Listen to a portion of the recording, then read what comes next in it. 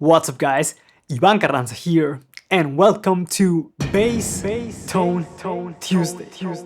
Today we're gonna talk about cap simulations or cabinet simulations or cap sims.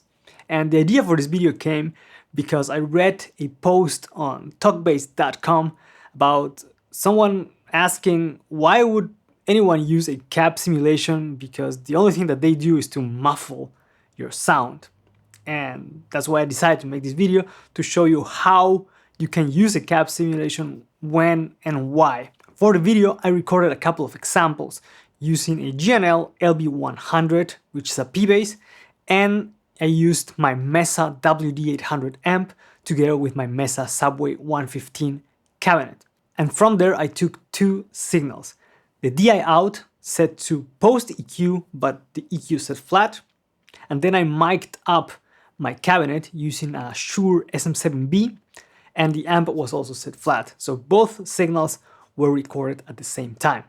And what that's gonna allow us to do is to hear right away the comparison between a naked DI signal and a cabinet sound. On top of that, I also recorded one of the examples using overdrive or distortion using a Darkglass X Ultra.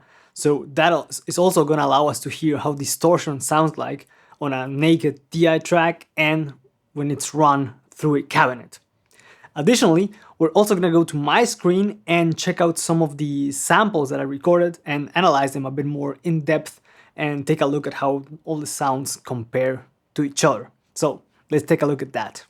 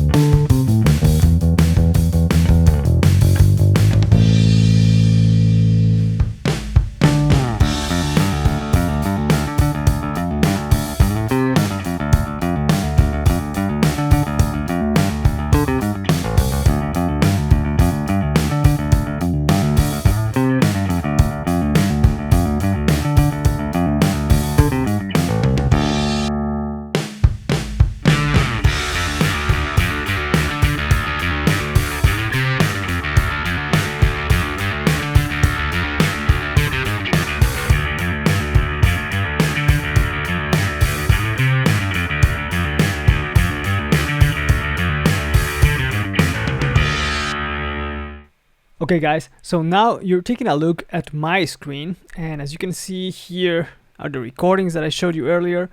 There's the pick, DI flat, the cabinet flat, the drive, and the cabinet with drive, and here on the right are the fingerstyle examples. And here there's just some limiting and bumping up the signal so that you get a decent level to hear that, and there's my mic going as well.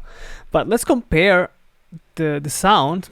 First of the pick, and then let's go to the fingerstyle, and later I'm gonna run a sound analyzer to show you what's exactly happening. So this is the pick DI flat.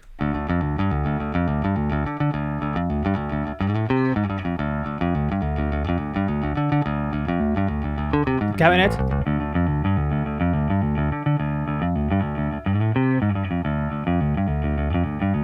Back to the DI. Cabinet.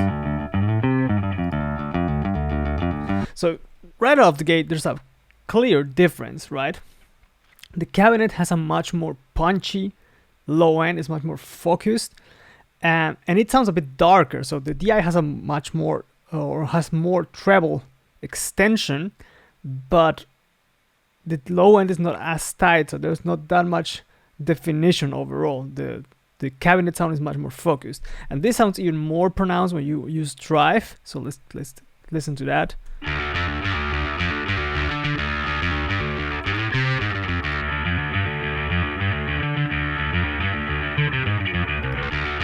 DI. Back to the cabinet. Right? Even though the cabinet sounds darker, you hear much more of that, you know, the sound of the bass much more focused. And let's check out the fingerstyle samples now.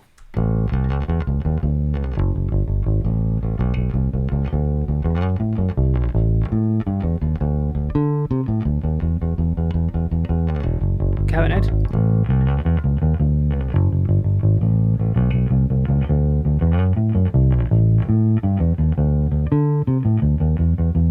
Back to the DI. Cabinet.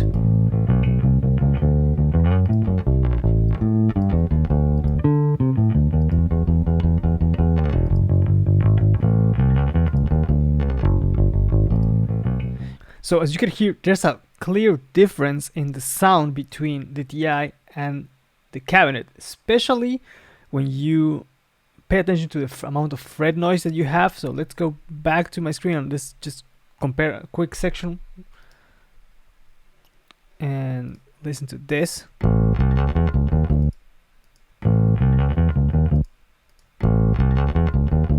There's a lot more happening up top with the DI signal. That can be solved or corrected by using filters. So let's take a look at that, and also I'm going to show you the signal. So we're going to listen to the DI track now, and this is just an EQ that shows you the frequency. So that's the frequency response that the signal has, or the signal has.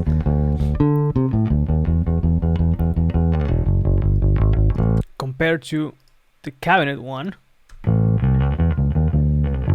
right there you can tell that the frequency of the cabinet is much more narrow, or is narrower than the DI track.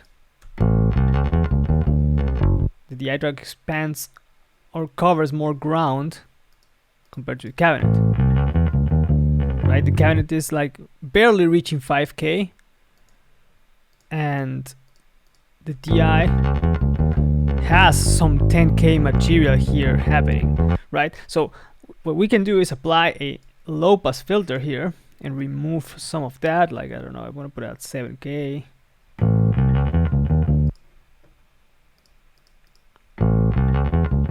That's a lot closer to the cabinet sound now when you apply a high pass filter and a low pass filter. Of course, that is what your sound engineer is going to do live, for example, to your sound most likely. And a lot depends on the room, and you know how many people are in the room and the type of mix. So the amount of low passing that there's going to be applied varies a lot. So some people really like hearing that fret noise, so they're going to leave it there. But if you really want to provide a representation of your cabinet, having either a mic or a cap simulation is really helpful. Now let's take a look at the frequencies using the pick and the overdrive. So let's go back here. So there's no EQ happening right now.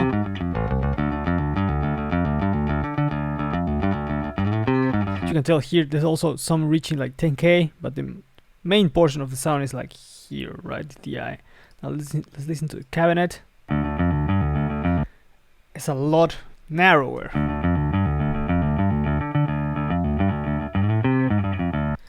And let's turn on the filters on the DI track. Now I had to put the low pass at almost like 3K to make the DI sound close to the cabinet.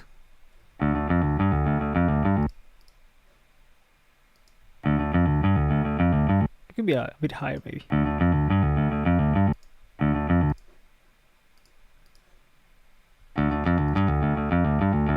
Yeah, like 3.5K, around that. So I'm removing a lot of high frequencies for it to sound like a mic'd up cabinet. And if I do the same thing with the drive,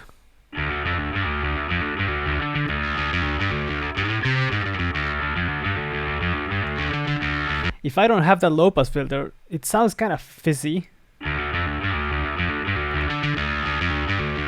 which is why a lot of bass distortion pedals, you know, that don't have a cabinet simulation or some sort of roll-off in the top frequencies sound kind of annoying, especially if you send that signal direct, because there's nothing shaving off all those annoying frequencies. I'll listen to the cap. Turn this off.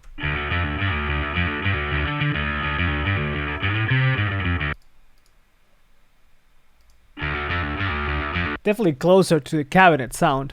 So now I've loaded up a Darkglass plugin by Neural DSP, but I have turned off the pedal section. So all we're hearing right now is the cabinet. And let me show you how the DI sounds like again on its own, and then I'm gonna run that plugin.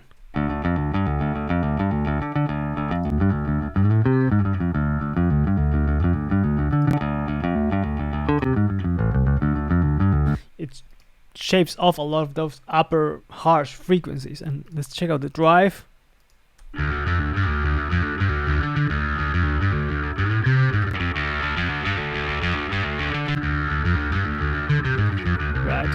If we take a look at the EQ,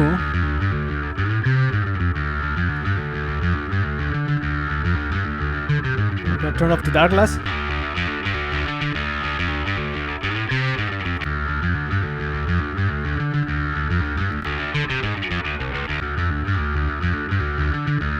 You can see here on the frequencies analyzer that the frequencies get narrower once you turn on that cabinet simulation.